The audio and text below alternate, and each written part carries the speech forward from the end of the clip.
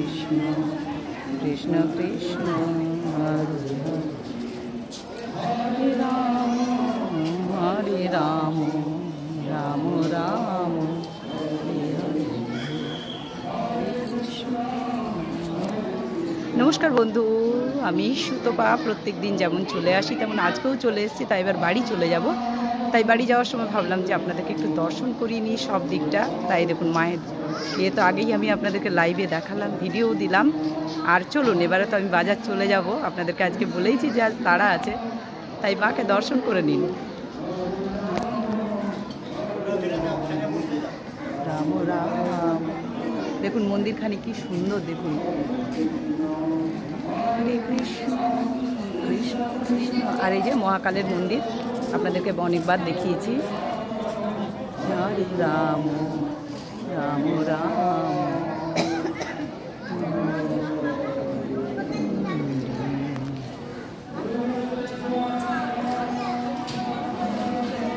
এবার মন্দিরের দরজা বন্ধ হয়ে যাবে। এখন এদিকটা একটু দেরি করে দিচ্ছে নাকি, বন্ধ করে? হরি হরি হরি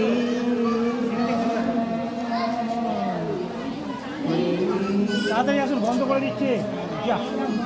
হরি তাড়াতাড়ি বন্ধ করে দিচ্ছে না, ওই ছোট মন্দিরে খোলা আছে, একই তো মা। চলুন এবার বাড়ি যাই।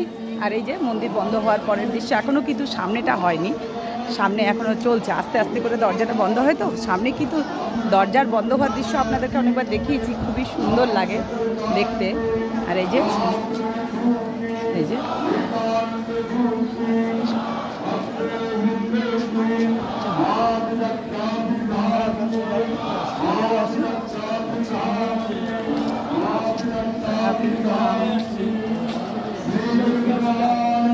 এই যে এখান থেকে দেখা যাচ্ছে না,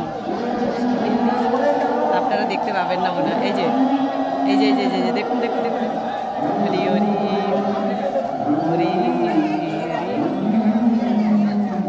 মন্দির বন্ধ হয়ে গেল। এই যে বন্ধ হওয়ার পরে দেশে সবাই নামবেন আস্তে আস্তে।